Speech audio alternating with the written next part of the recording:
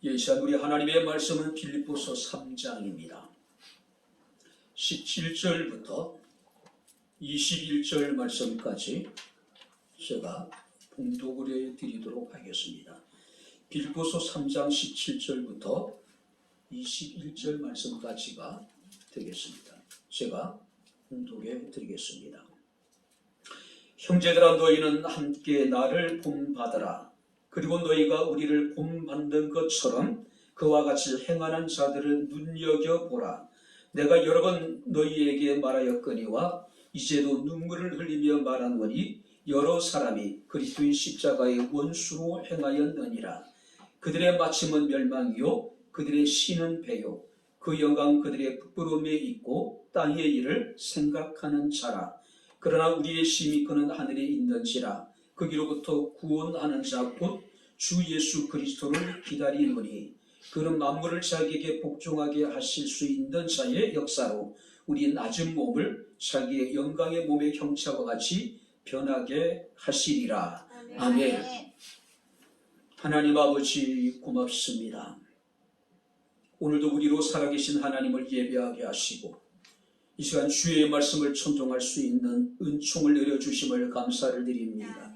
말씀이 선포될 때에 우리의 마음의 문이 열려지게 하시고 우리의 귀가 열려지게 하셔서 성령의 교회들에게 하시는 주의 음성을 듣게 하옵소서. 말씀이 우리에게 기쁨이 되게 하시고 힘이 되며 위로가 되게 하옵소서. 예수님 이름으로 기도함나이다. 아멘. 할렐루야. 우리 옆에 있는 분들과 하나님 우리와 함께 하십니다. 인사하겠습니다. 하나님 우리와 함께 하십니다. 할렐루야.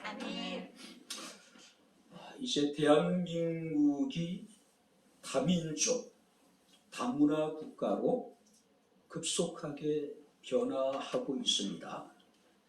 과거에 우리들은 백일민족이라고 이야기하고 배달의 민족이라고 이야기합니다. 단일 민족이라고 우리는 스스로 생각하고 또 그것에 대해서 우리는 누구도 의심하지 않습니다. 하지만 이제 단일 민족으로서의 어떤 정체성이 서서히 옅어지고 있는 것이 사실입니다. 어느 기사에 보게 되니까 지방에 있는 초등학교 가운데 적지 않는 학교들이 이제 순수한 이렇게 이제 내국인과 다문화 가정의 어떤 비율이 거의 9대1, 그러니까 90% 이상이 다문화 가정의 아이들이라고 이야기할 정도로 지방 같은 경우는 그것이 굉장히 빠른 속도로 진행되어지고 있음을 우리가 보게 됩니다. 자, 우리가 동남아인들이 가장 선호하는 나라가 대한민국이라고 이야기를 하죠. 그래서 그들은 여러 가지 목적을 가지고 대한민국의 국적을 취득하려고 합니다. 우리가 긍정적인 면도 있겠지만은 부정적인 면이 있는 것도 사실입니다. 자, 반면에 우리 대한민국 사람들이 가장 선호하는 국가는 어디일까요? 당연히 미국이겠죠. 캐나다이고 호주예요. 그러니까 대한민국 사람들은 호주라든지 캐나다라든지 미국의 어떤 영주권, 더 나아가서 시민권을 얻기를 굉장히 원하고 있는 겁니다. 특히 우리가 미국 시민권이라고 하는 것은 바로 취득한다는 것이 결코 쉽지 않죠. 그전 단계인 영주권을 얻기도 힘들 뿐 아니라 더 나아가서 시민권을 얻는 것은 굉장히 힘들지요. 충분히 미국 사회에서 인정받기 전에는 시민권을 얻는다는 것은 불가능합니다. 자, 만약에 우리가 다른 나라의 시민권을 취득하게 된다면 우리는 새로운 국가의 시민권자로서 그 국가의 법이라든지 문화라든지 관습을 따르고 또 새로운 시민권자로서의 어떤 의무와 책임을 다해야 될 것이고 또 새로운 시민권자로서 우리는 권리를 누리게 되겠죠. 자, 오늘 이제 20절 말씀을 보시기 바랍니다. 우리 같이 한번 20절 다 같이 읽겠습니다. 그러나 우리의 시민권은 하늘에 있는지라 거기로부터 구원하는 자 곧 주 예수 그리스도를 기다리노니. 그러나 우리의 시민권은 하늘에 있는지라. 할렐루야. 아멘. 동남아 사람들은 대한민국의 국적을 취득하기를 원하고, 대한민국의 사람들은 호주라든지 캐나다라든지 미국의 시민권을 그렇게 얻기를 원합니다. 근데 바울은 우리에게 이러기를, 그러나 우리의 시민권은 하늘에 있다. 자, 이 빌립보라고 하는 지역은요, 헬라 사람들에게 있어서 야만인의 땅으로 불리워졌어요.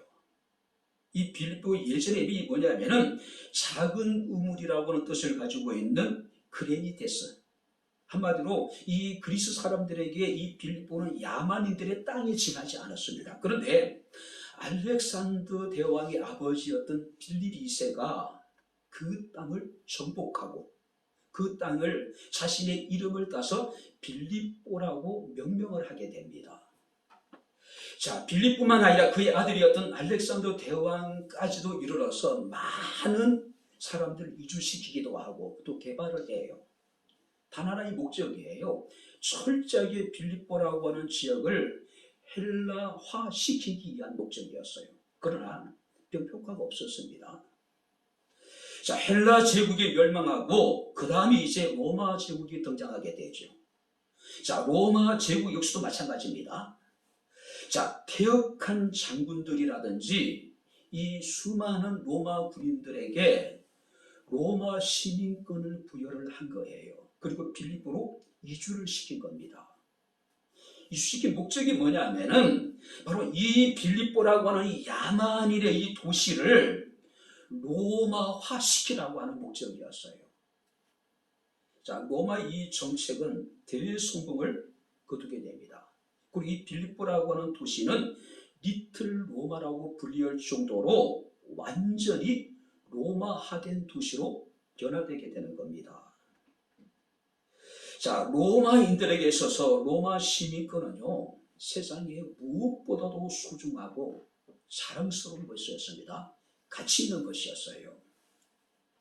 자, 이방 민족들이 로마 시민권을 얻기 위해서는 바로 조상으로부터 물려받은 혈통이나 신분은 아무 의미가 없어요. 돈을 주고 사든지 로마에 혁혁한 공을 세울 때만이 로마 시민권을 주어지게 되는 겁니다. 그러니 로마 시민권이 얼마나 그들에게 있어서 소중한 것이었을까요? 우리나라 사람들이 그렇게 원하고 있는 미국 시민권과는 비교할 수 없을 정도로 로마 시민권은 굉장히 가치 있는 것이었습니다. 자, 바울도 그런 이미지를 따라서 우리도 하늘의 시민권을 받은 자이다. 자, 로마와 빌립보를 로마시킨 것처럼 하늘 시민권을 가진 너희가 빌립보를 하나님의 나라로, 하나님의 문화로, 그리스도의 문화로, 문화 도시로 바꾸란 이야기예요. 자, 이 빌립보 교회는 우리가 잘 알고 있듯이 사도 바울이 2차 전도 여행 과정에 세워진 교회예요. 자, 최초로 사도 바울이 소아시아 지방에서 에게를 건너서 유럽 대륙으로 나가게 됩니다. 그때 빌립보에서 만났던 여인이 루디아라고 하는 이방 여인이에요. 바로 빌립보 교회는 루디아라고 하는 이방 여인의 집에서 시작된 최초의 유럽의 교회입니다. 근데 교회가 그렇게 크진 않았던 것 같습니다. 그래도 불구하고 아름다운 섬김과 봉사는 타 지역의 모든 교회들의 모금이 될 정도였습니다. 그래서 우리가 고린도서 8장 말씀을 보게 되면 사도 바울은 고린도 교회 성도들에게 마케도니아 교회가 입은 하나님의 은혜를 증거합니다. 한번 들어보시기 바랍니다. 환난의 많은 시련 가운데서 그들은 넘치는 기쁨과 극한 가난이 그들의 풍성한 연보를 넘치도록 하게 만들었다. 그들은 힘에 지나도록 주의 일에 힘썼다. 무슨 얘기냐면은 환난의 극한 시련 또 극한 가난 중에도 어느 지역의 교회보다도 어렵고 힘든 예루살렘 교회를 돕는 데 앞장섰다는 이야기예요. 그래서 이 빌립보 교회를 중심으로 한 마케도니아 지역의 교회들이 성경 말씀을 보니까 다른 지역에 있는 교회들을 감동시켰다, 격동시켰다. 힘에 지나도록 자원하여 섬기고 섬기는 일에 힘썼다라고 이야기를 했습니다. 자, 그러다 보니까 이 바울이 지금 이 빌립보서를 기록할 상황이 이 당시에 어디에 있었냐면은 로마 감옥에 있었어요. 자, 언제 목이 잘려서 순교할지 모르는 그런 날마다 어떤 위기 상황 속에 처해 있었단 말이에요. 암울한 상황 속에 처해 있었어요. 그런데 이 바울이 비록 매여 있음에도 불구하고 빌립보 교회의 성도들을 생각할 때마다 하나님께 감사가 되고, 빌립보 교회를 생각할 때마다 너무 마음 기쁘고 즐거워서 하나님 앞에 그들 위해서 기도하게 되고, 그래서 사도 바울은 이 빌립보 교회 성도들을 그리스도의 심장으로 내가 그들을 사랑한다라고 이야기할 정도로 사랑했던 교회가 바로 이 빌립보 교회였습니다. 자, 그런데 우리가 18절 말씀을 보니까 이제도 눈물을 흘리며 내가 너희에게 하고 싶은 이야기가 있대요. 빌립보 교회를 생각할 때마다 하나님께 감사하고 빌립보 교회를 생각할 때마다 항상 기뻤고 내가 정말로 그리스도의 심장으로 그들을 사랑했는데 눈물을 흘리면서 그들에게 정말로 말할 수밖에 없는 이야기가 있었다는 이야기예요. 오늘 그게 뭐냐면 성경 말씀을 보니까 그리스도의 십자가 원수로 행하는 자들이 있었고 그들은 오직 땅의 일만 생각하는 사람들이 빌립보 교회 내에 적지 않았다는 이야기예요. 특별히 여러분 우리가 성경 말씀을 보니까 다가올 핍박과 고난에 대한 두려움이 그들에게 있었어요. 시시각각으로 지금 엄청난 기독교에 대한 대핍박이 지금 시시가 다가오고 있었단 말이에요. 거기다가 장기화된 바울의 투옥, 이것은 빌립보 교회 성도들에게 굉장히 비관적으로 느껴졌어요. 뿐만 아니라 유대주의자들의 도전이 있었습니다. 그리고 교회 내에 유디오라고 하는 여인과 순두계라고 하는 이 유력한 여인들이 다툼이 교회 성도들을 굉장히 힘들게 만드는 상황이었어요. 이런 상황 속에서 사도 바울은 정말로 안타까운 마음으로 불타는 심정으로 빌립보 교회 성도를 향해서 우리의 시민권은 하늘에 있다라고 지금 이야기를 하고 있는 겁니다. 이 의미는 어떤 의미일까요? 우리가 비록 몸은 세상에 있는지 모르지만은 우리의 근본적인 소속은 저 하나님의 나라에 있다. 그러니 너희는 하늘나라의 소망을 두고 살아가라는 이야기예요. 뿐만 아니라 우리의 시민권은 하늘에 있다라고 하는 이야기는 로마인들은 자신의 시민권을 그렇게 소중하게 여기고 시민권자로서의 긍지와 자부심이 대단했단 말이에요. 우리는 로마 시민권과는 비교할 수 없는 하늘의 시민권을 가지고 있는 사람들이다. 그러니 너희는 로마인들이 로마인답게 살아가듯이 너희는 하늘나라의 시민권을 가진 자로서의 합당한 삶을 살아가라고 지금 이야기를 하고 있는 겁니다. 사랑하는 성도 여러분들, 우리의 시민권은 하나님의 나라에 있습니다. 할렐루야. 비록 우리가 호주 시민권을 얻고 캐나다 시민권을 얻고 그 가까이 가보지도 못했지만은 우리는 천국의 시민권을 가진 사람이란 이야기예요. 그래서 사도 바울은 에베소 교회 성도들에게 그러므로 이제부터 너희는 외인도 아니요 나그네도 아니요 오직 성도와 동일한 시민이요 하나님 나라의 근속이라고 이야기를 하고 있어요. 뿐만 아니라 베드로도 역시도 베드로전서 2장 9절에 그러나 너희는 택하신 족속이요 왕 같은 제사장들이요 거룩한 나라요 그의 소유된 백성이다. 바울도 마찬가지고 베드로도 마찬가지고 그들이 강력하게 우리에게 이야기하는 게 뭡니까? 우리는 하나님의 나라의 시민권을 가진 사람이라고 하는 사실이에요. 자, 그렇다면 오늘 우리는 주의 말씀을 통해서 하늘의 시민권을 가진 사람들은 어떤 사람들일까? 자, 하늘의 시민권을 가진 사람들은 정말 하나님의 시민권을 가진 사람다운 삶을 살아야 되는데 우리가 어떤 삶을 살아야 될 것인가? 우리가 함께 말씀을 살피면서 은혜를 나누도록 하겠습니다. 자, 17절을 우리 다시 한번 같이 읽겠습니다. 형제들아 너희는 함께 나를 본받으라. 그리고 너희가 우리를 본받은 것처럼 그와 같이 행하는 자들을 눈여겨보라. 형제들아 너희는 함께 나를 본받으라. 자, 사도 바울은 빌립보 교회 성도들을 형제들이라고 이야기를 합니다. 이 형제들이라고 하는 의미 속에는 빌립보 교회 성도들과 바울의 관계가 더 수평적인 관계라고 하는 것을 암시하고 있는 거예요. 그죠? 그리고 너희는 함께 나를 본받아. 자, 여기서 본받는다는 이야기는 모방한다는 이야기예요.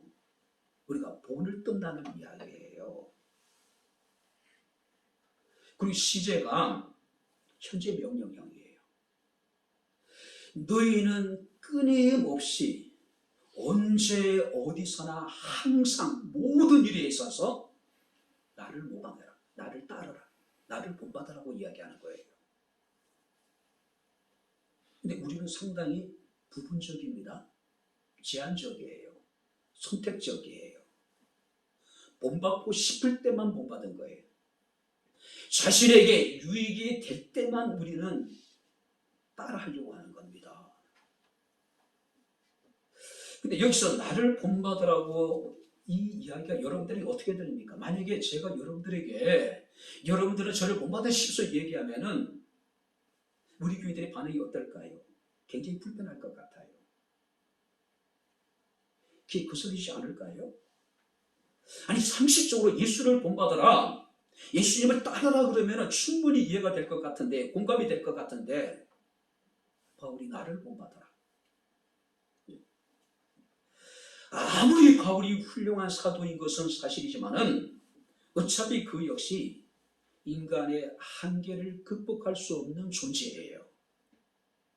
그렇지 않습니까? 자, 그래도 불구하고 사도 바울은 자신을 본받으라고 이야기를 해요. 자, 어떤 의미일까요?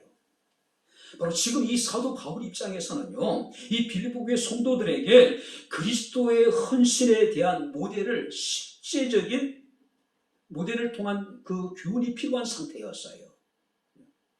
막연하게 우리 그리스도를 본받으라고 얘기하면은 도대체 그리스도를 본받는다는 게 어떤 의미입니까? 사람들이 이해하기 힘들어요.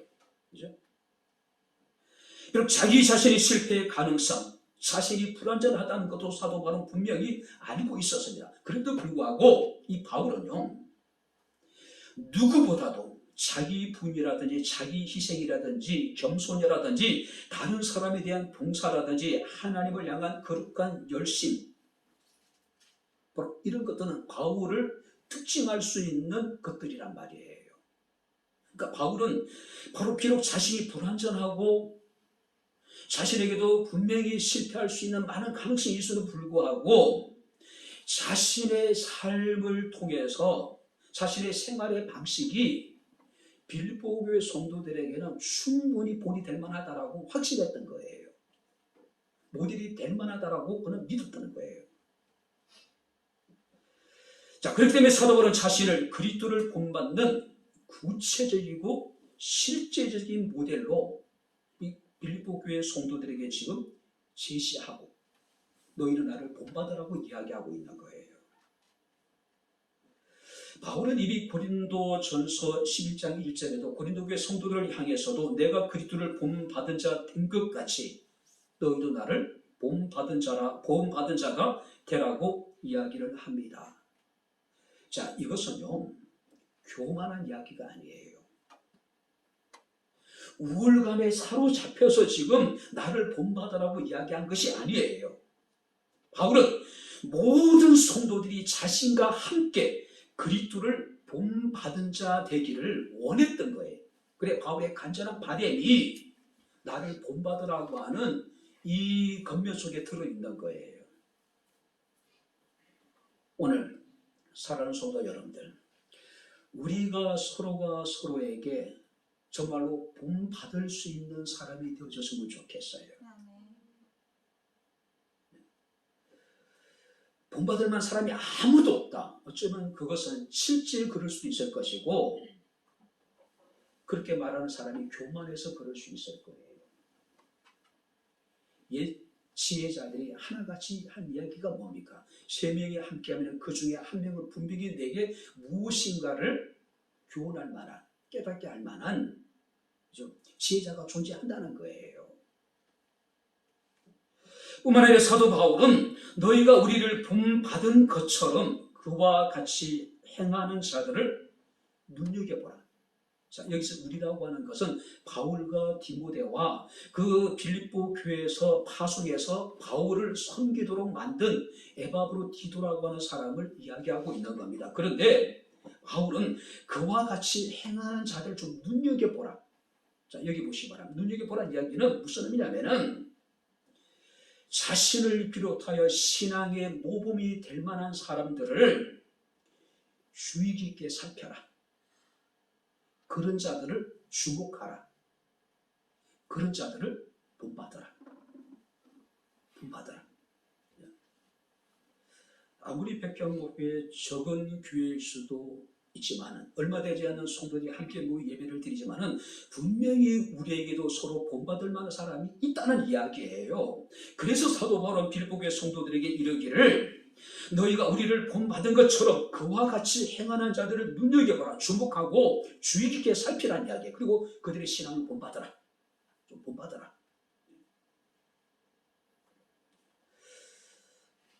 그런 얘기가 있죠. 한 사람이 온전한 그리스도의 사람으로 변화되기 전에 먼저 위대한 한 그리스도인을 만나게 된다. 아니, 안 믿는 사람들이 처음부터 어떻게 그리스도를 만날 수 있겠어요? 위대한 그리스도인을 통해서 그들은 하나님을 만나게 되는, 하나님을 볼 수 있게 되는 거예요. 그 하나님의 사람으로 변화될 수 있다는 사실이에요.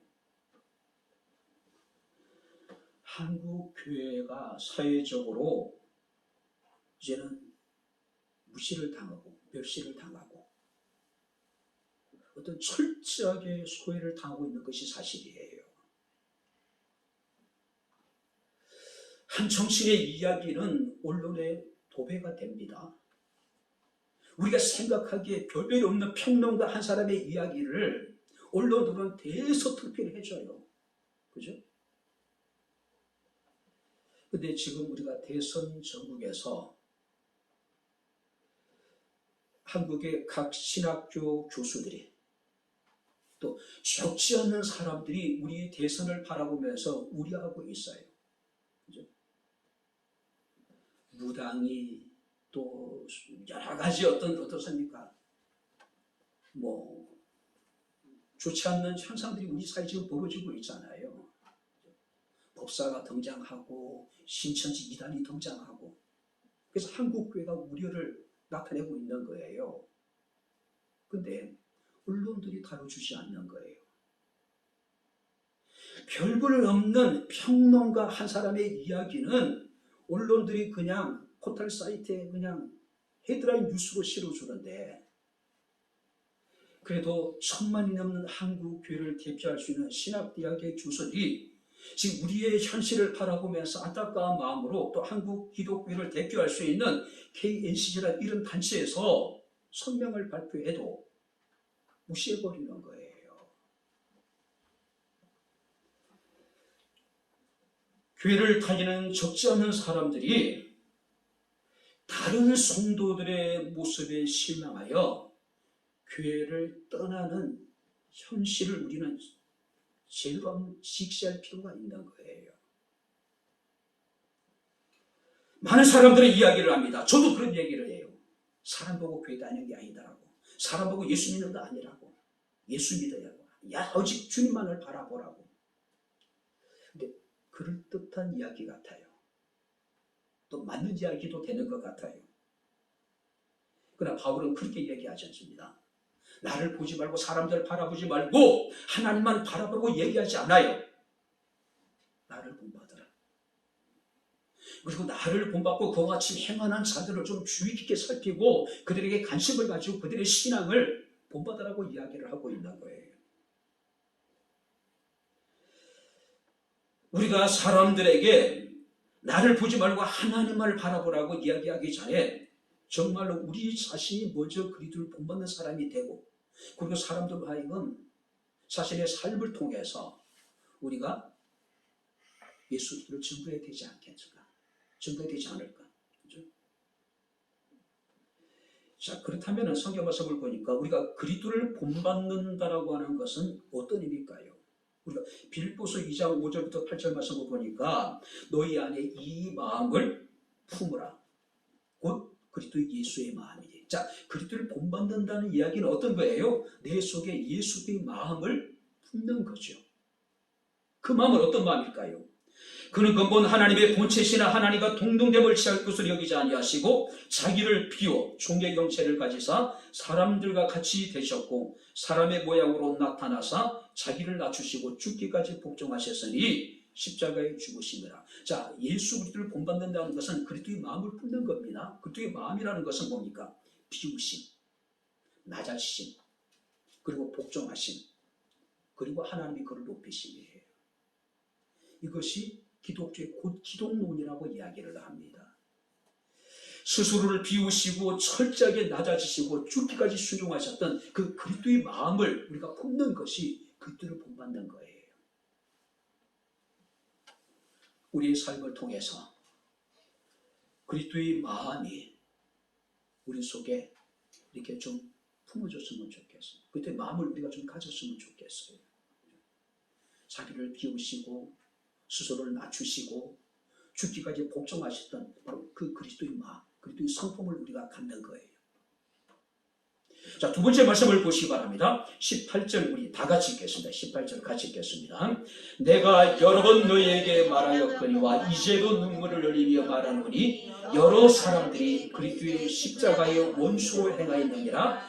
그들의 마침은 멸망이요 그들의 신은 배요 그 영광은 그들의 부끄러움에 있고 땅의 일을 생각하는 자. 그리스도인은 땅의 일을 생각하지 않고 하나님의 일을 생각하는 사람입니다. 자, 여기서 아까 말씀드렸듯이 빌립보 교회는요, 바울에게 있어서 큰 기쁨이었습니다. 위로였어요. 그죠? 생각할 때마다 하나님께 감사가 됐고, 그들을 기도할 때마다 항상 기뻤고, 그래서 그리스도의 심장으로 그들을 뜨겁게 사랑했고, 하나님이 이 일에 정리된다라고 이야기할 정도였어요. 근데 바울이 그런 빌립보 교회 성도를 생각할 때마다 눈물을 흘리며 하고 싶었던 이야기가 있어요. 근데 성경 말씀이니까 여러 번 정말로 빌립보 교회 성도를 생각하는 바울의 안타까운 마음이 그대로 드러나 있는 겁니다. 여러 사람들이 그리스도의 십자가의 원수로 행하였다. 여러 사람.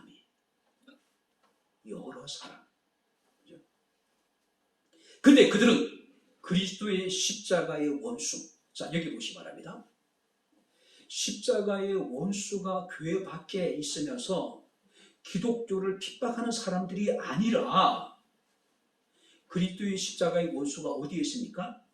교회 안에 있었다는 거예요. 교회 안에.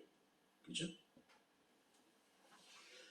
비록 그들은 성도라고 하는 이름은 가졌지만은 하나님의 말씀에 순종하지 않는 사람이에요.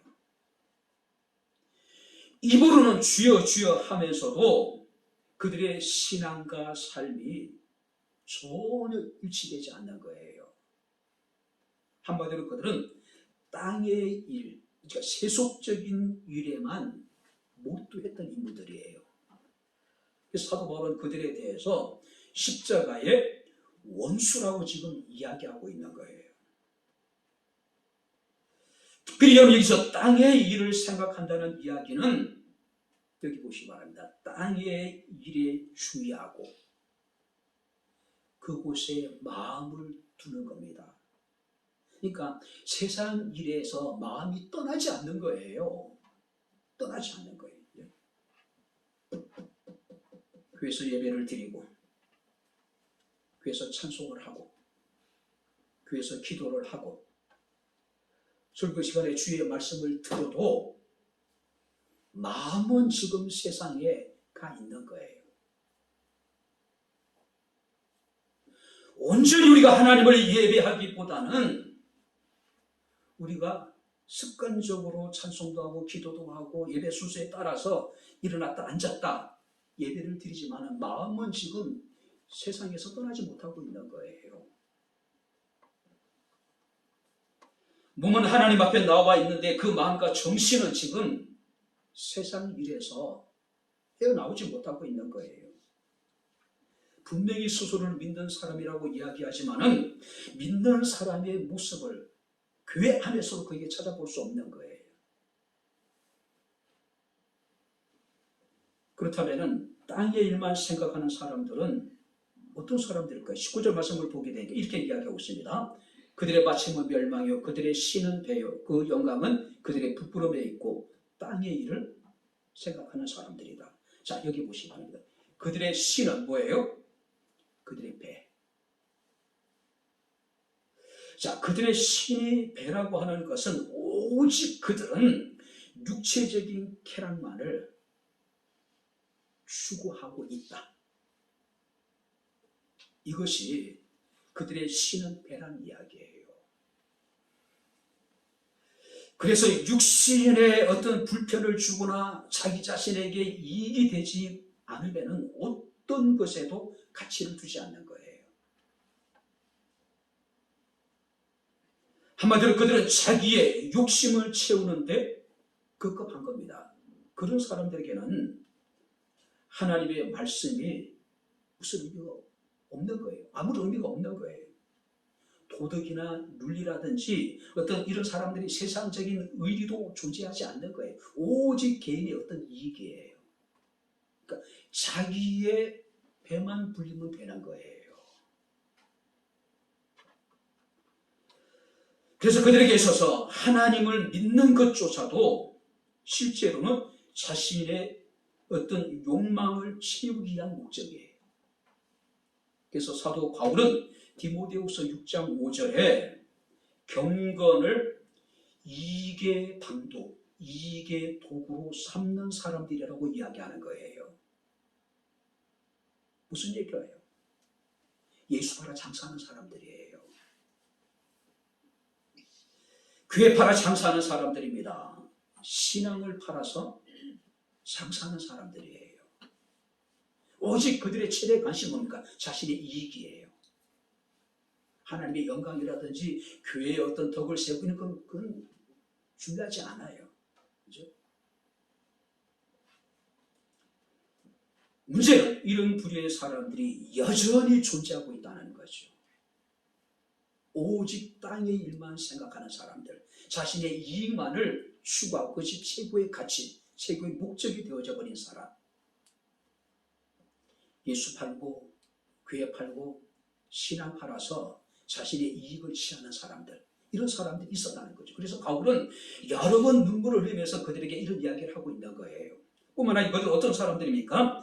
부끄러움을 영광으로 여기고 있는 사람. 자, 여기 현대인의 번역에 보게 되면은 자기네 수치를 영광으로 삼고, 자, 여기 보시기 바랍니다. 여기서 부끄러움이라는 게 벌거벗었다. 자신의 어떤 은밀한 부분이 지금 완전히 드러나 있는 상태, 자신의 치부가 지금 적나라하게 드러나 있는 상태를 말하는 거예요.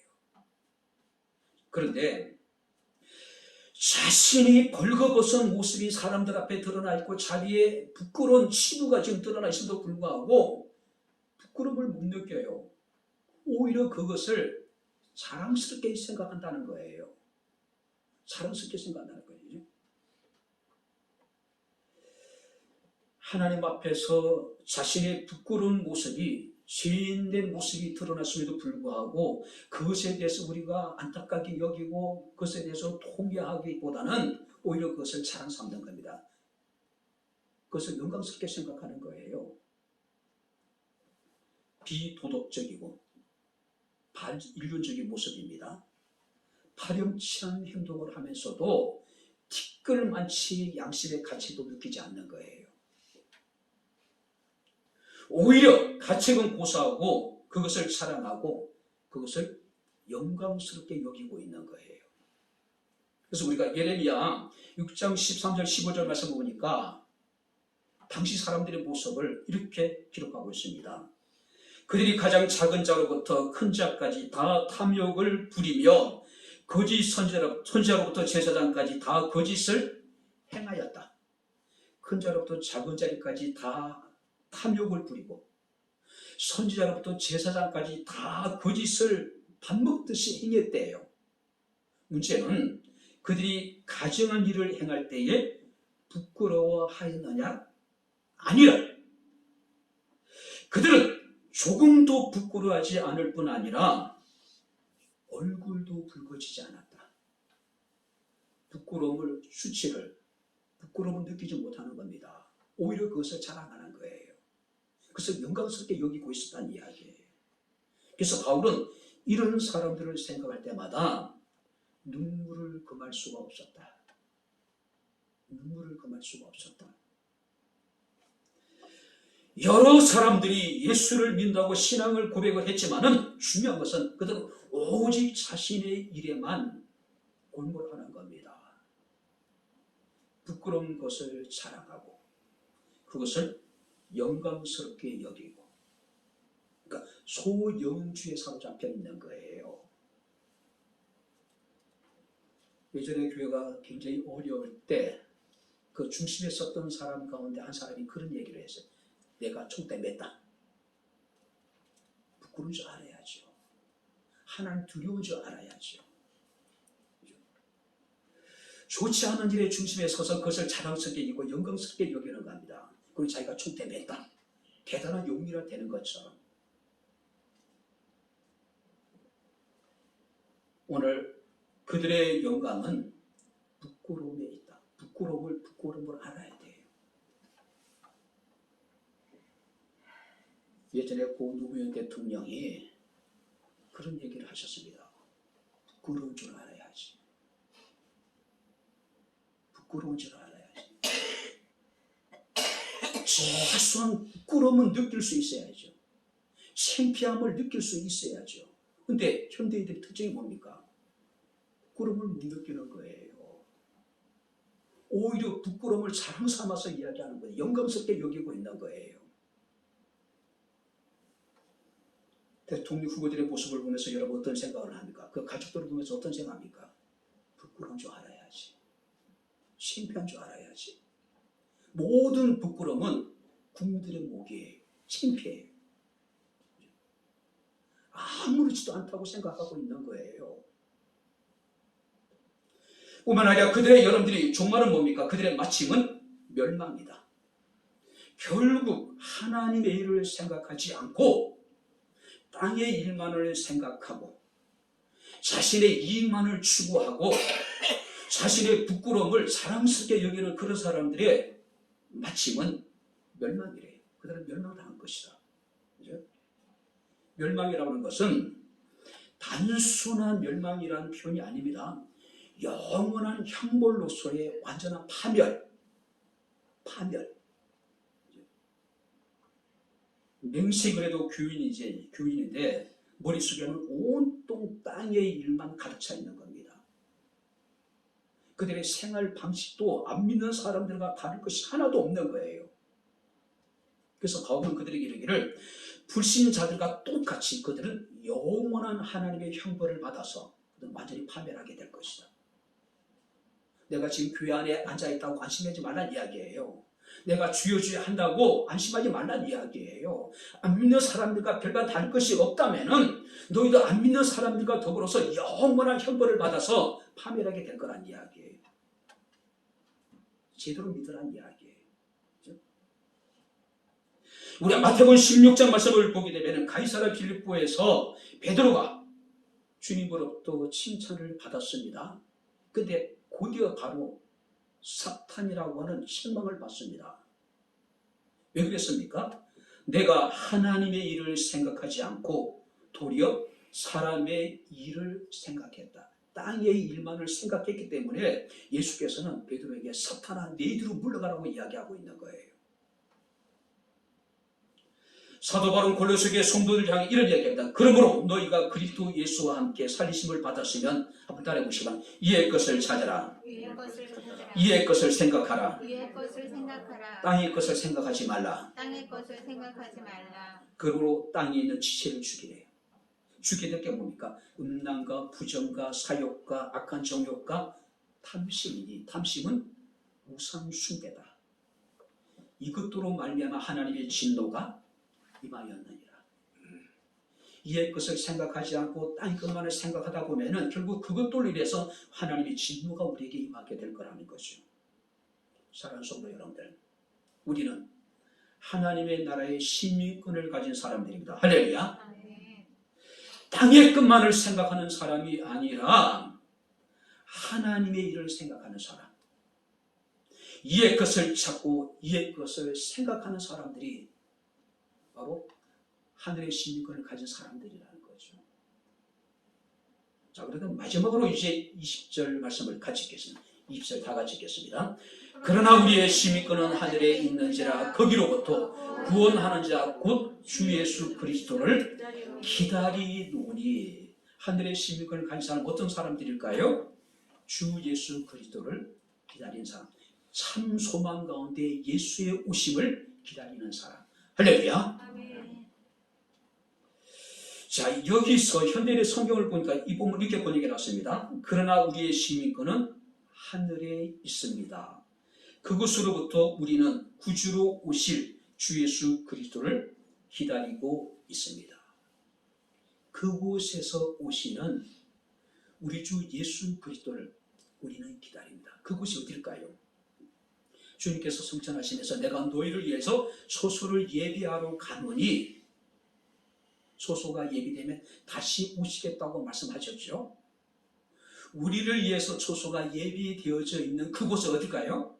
하나님의 나라, 천국이에요. 천국이에요. 그죠? 자, 우리 하늘나라의 시민권을 가진 사람들은 우리를 위해서 초소를 예비하신 주께서 다시 우리를 데리러 오실 그날을 기다리는 사람이에요. 왜 그날이 중요할까요? 그날은 우리의 구원이 완성되는 날이기 때문에 그래요. 자, 한번 여기 보시기 바랍니다. 천국은, 우리의 구원은, 따라해보세요. 이미, 그리고 아직. 이미 우리의 구원을 받았습니다. 천국이 임했어요. 그러나 아직이에요. 우리의 구원이, 하나님의 나라가 완성될 때가 언제입니까? 성경 말씀이니까 그곳으로부터 우리 주 예수 그리스도 오실 때예요. 그날은 구원의 완성이 되는 날이에요. 우리 그날을 기다리는 사람이에요. 여기서 기다림이라고 하는 것은 막연한 기다림이 아니에요. 정신줄을 놓고 멍하게 기다리는 게 아니에요. 정말로 간절한 마음으로 절박한 심정으로 우리가 기다리는 거예요. 왜? 그날에 우리의 구원이 완성될 것이기 때문에, 그날에 주의 나라가 임할 것이기 때문에. 예전에 우리 신앙의 선배들 가운데 많은 분들이요, 잠자리를 드시면서 자신이 단장을 하신 분들이 많았어요. 머리를 예쁘게 단장하고 얼굴도 그 다음에 아무나 입고 자지 않습니다. 어떤 목사님 같은 경우는 늘 두루마리 입고 주무실 때. 왜요? 주님 언제 오실지 몰랐어. 주님 다시 이 땅에 오실 때 정말로 가장 빨리 주님을 맞고 싶은 욕심에 우리 믿음의 선배들은요, 그렇게 주님을 기다려왔어요. 잠자리에 들면서도 아무렇게나 잠자리에 들지 않은 거예요. 머리를 빗어서 묶고 얼굴을 예쁘게 하고 옷도 아무나 입고 자지 않는 겁니다. 주님 오시면 빨리 기쁨으로 주님 맞기 위한 목적으로 그랬다는 거예요. 주님께서 이 땅에 오시는 그날 우리는 어떻게 변화됩니까? 우리의 낮은 몸을 자기의 영광의 몸의 형체하고 같이 변화시킬 것이다. 할렐루야. 정말로 우리가 주님을 간절히 기다릴 이유가 바로 여기에 있는 거예요. 우리의 낮은 몸. 자, 여기서 낮은 몸이라는 것은 어떤 분은 인간의 육신의 저질성, 저속성이라고 표현을 해요. 그러니까 참 저질이잖아요. 저속하잖아요. 그죠? 그 인간의 육체의 어떤 연약성을 말하는 거예요. 죄로 인해 가지고 깨어지기 쉬운 것이 우리의 몸이잖아요. 고난과 욕망에 쉽게 굴복할 수밖에 없는 것이 우리의 몸이잖아요.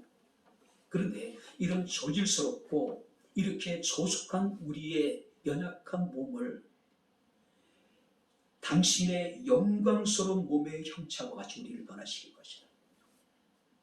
부활하신 예수께서 영광스러운 몸으로 변화되셨잖아요. 우리도 그렇게 우리를 변화시켜 주겠다는 이야기예요. 뿐만 아니라 여기서 낮은 몸이라는 것은 하나님의 영광을 잃어버린 몸. 그러니까 우리 인간에게는 모든 사람이 죄를 범하며 하나님의 영광을 이루지 못해 하나님의 영광을 잃어버렸어요. 그렇죠?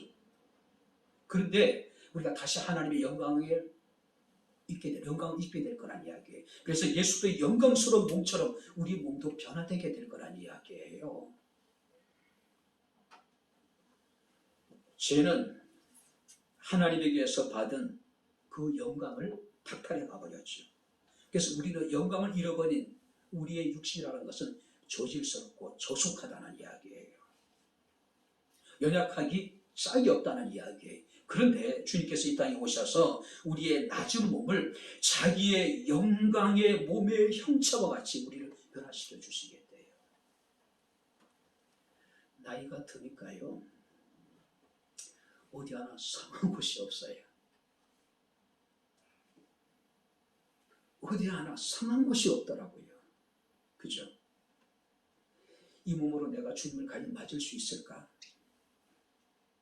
근데 우리에게는 희망이 있어요. 주님 다시 이 땅에 오시는 그날 우리의 저질스럽고 저속하고 연약한 우리의 몸을 산 것이 하나도 없는 우리의 몸을 당신의 영광스러운 몸처럼 우리를 변화시켜 주시겠다는 이야기예요. 할렐루야. 아멘. 혹자는 이게 예수 믿는 재미가 아닐까?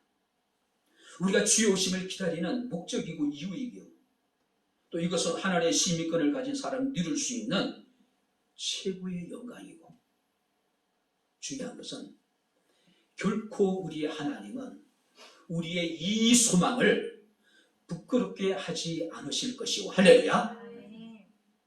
우리의 이 소망을 반드시 하나님께 이루어 주실 것이라는 이야기예요. 자, 그렇기 때문에 우리는 4장 1절을 읽겠습니다. 4장 1절 다 같이 읽겠습니다. 그러므로 나의 사랑하고 사모하는 형제들아, 나의 기쁨의 면류관인 사랑하는 자들아, 이와 같이 주 안에 서라. 주님 이 땅에 다시 오셔서 세상의 모든 사람들 행한 대로 산악간에 심판을 하실 것이고, 주님 이 땅에 다시 오셔서 우리의 저질스럽고 우리의 저속한 연약한 몸을 당신의 영광스러운 몸으로 변화된 것처럼 우리를 변화시켜 주실 것이다. 그런 소망을 갖고 바울은 우리에게 이야기합니다. 이와 같이 주 안에서 서 있어라. 주 안에 서 있어. 흔들리지 말라는 이야기죠. 굳게 서라. 흔들지 말아라. 뿐만 아니라 우리가 고린도전서 15장 58절에도 그러므로 내 사랑하는 형제들아, 견실하게 흔들리지 말고 항상 주의 일에 더욱 힘써라. 견실하게 흔들리지 말아라. 그리고 너희는 오직 주의 일에 더욱 힘쓰라고 이야기를 합니다. 이제 말씀을 마치도록 하겠습니다. 미국에 보게 되면 전쟁포로 실종자, 확인국, 또 수색합동사령부라고 이렇게 칭하기도 하는 부서가 있습니다. 400명의 전문 요원들이 근무를 해요. 1년의 예산이 600억 달러라고 이야기를 합니다. 그들이 하는 일이 뭐냐면은 세계 2차 대전, 그 다음에 우리가 6.25 월남전, 걸프전을 통해서 실종된 미군들의 유해를 발굴해서 미국으로 데리고 가는 임무를 맡은 부서예요. 2008년도에 이 미국의 수중 탐사팀이 한강에 도착을 했어요. 그들이 한강에 도착해서 한강 밑바닥을 샅샅이 훑었어요. 1950년도 미군 전투기 한 대가 그곳에서 추락을 했대요. 조종사를 찾기 위해서 50년 전에 추락한 그 미군 전투기의 조종사를 찾기 위해서 미국의 최정예 수중 탐사팀이 한국에 들어와서 당산대교, 당산철교 밑을 샅샅이 찾았대요. 시잡듯이. 50년 전에 전투기 조종사 유해를 찾기 위한 목적이라는 거예요. 그것을 바라보는 대한민국 국민들의 마음이 어땠을까요? 우리는 수많은 국군 장병들의 어떤 유해가 지금 전국에 그죠? 흩어져 있잖아요. 우리나라에도 유해 발굴단이 있어가지고 열심히 찾고 있지는 않으면 미군과는 비교할 수 없어요. 전쟁포로 실종자 수색 합동사령부의 모토가 뭐냐면은 그들이 집에 돌아올 때까지 2차 세계대전서부터 그들은 수많은 전쟁을 치르면서 실종된 미군의 유해를, 사망한 미군의 유해들을 그들이 자신의 집으로 돌아올 때까지 찾겠다는 거죠. 약속은 지키고 누구도 뒤에 남겨두지 않겠다. 우리는 그들의 신뢰를 저버리지 않는다. 그래서 미군들에게는 그런 확신이 있어요. 언젠간 조국이 나를 찾으러 올 것이다. 어디에서 어느 전쟁터에서 죽든 간에 내 조국 나를 잊어버리지 않을 것이다. 나를 기억하고 반드시 나를 찾으러 올 것이라고 하는 미군들은 강한 확신이 있는 거예요. 그죠? 그들이 집으로 돌아올 때까지 참 멋있는 것 같아요. 미국은 미국이에요. 중국이 아무리, 러시아가 아무리 세계 강대국이라 하더라도 미국을 따라갈 수 없는 이유가 바로 여기에 있는 거예요. 한 사람의 자신의 사람들에 대해서 그들 소중하게 국가를 위해서 헌신한 사람들은 결코 잃어버리지 않는 거죠. 요한복음 13장 1절에 예수께서 말씀하십니다. 세상에 있는 자기 사람들을 사랑하되, 한번 따라해 보시면 끝까지 사랑하시느니라. 할렐루야. 세상에 있는 자기 사람들을 사랑하되 끝까지 사랑하시라. 천국 갈 때까지. 할렐루야. 천국 갈 때까지. 종교 개혁자였던 마틴 루터는 기독교를 이상한 새라고 표현을 했어요. 이상한 새. 절망의 시간에 확신의 노래를 부를 수 있는 이상한 새, 희귀한 새, 밤중에 노래를 부르는 이상한 새, 고통 가운데 기쁨으로 소망의 노래를 부르는 이상한 새. 세상과는 다른 기준을 가지고 세상을 살아가는 이상한 사람들, 그들이 그리스도인이라는 거죠. 바랍니다. 우리는 하늘의 신의권을 가진 사람들입니다. 땅의 일을 생각하지 않고 하나님의 일을 생각하는 사람, 오직 그리스도를 본받는 사람, 참 소망을 가지고 주의 다시 오심을 기다리는 사람들, 그들이 하늘의 신의권을 가진 사람들입니다. 천국 가는 그날까지 세상에 있는 자기 사람들을 사랑하되 끝까지 사랑하시느니라. 할렐루야. 천국 가기까지 하나님 결코 우리를 잊지 않으시고 우리를 버리지 않는다는 것, 떠나지 않는다는 이야기예요. 교만이 아니라, 우월감이 아니라 하늘의 시민권을 가진 자로서 긍지와 자부심을 가지고 당당하게 세상을 살아갈 수 있는 저와 여러분들의 삶이 될 수 있기를 주의 이름으로 축원합니다. 기도하겠습니다. 하나님 아버지, 하나님의 은혜와 사랑을 진심으로 감사를 드립니다. 녹록치 않는 삶을 살아갈 수밖에 없는 연약한 존재임을 고백합니다. 우리가 믿음을 따라 살아간다는 것이 얼마나 힘들고 고통스러운 것인가도 알고 있습니다. 결코 우리가 그렇게 불가운 낙심하지 아니하면 우리의 시민권이 하늘에 있음을 우리는 믿습니다. 오직 우리가 그리스도를 본받는 삶을 살아가게 하시고 땅의 일을 생각하는 사람들이 아니라 하나님의 일을 생각하는 사람들이 되게 하시고 참 소망을 가지고 그리스도의 다시 오심을 기다릴 수 있는 저희들의 삶이 되게 하옵소서. 천국 가는 그날까지 세상에 있는 자기 사람들을 사랑하되 끝까지 사랑하시는 주님을 믿습니다. 아버지 하나님, 하나님의 사람으로서 천국의 시민권자로서 긍지와 자부심을 갖고 하루하루 당당하게 세상에 살아가게 하옵소서. 예수님 이름으로 기도하옵나이다. 아멘. 이제는 우리 주 예수 그리스도의 은혜와 하나님의 크신 사랑과 성령님의 교통 교제의 제 충만 역사 인도하심이 하늘의 시민권을 가진 자로서 긍지와 자부심을 가지고 세상에서 당당하게 살아가기를 원하는 주의 사랑하는 모든 성도들 머리머리 위에 저들의 가정과 직장과 사업장과 이 교회와 이 나라 이 민족 위에 지금부터 영원토록 함께 있을지어다. 아멘.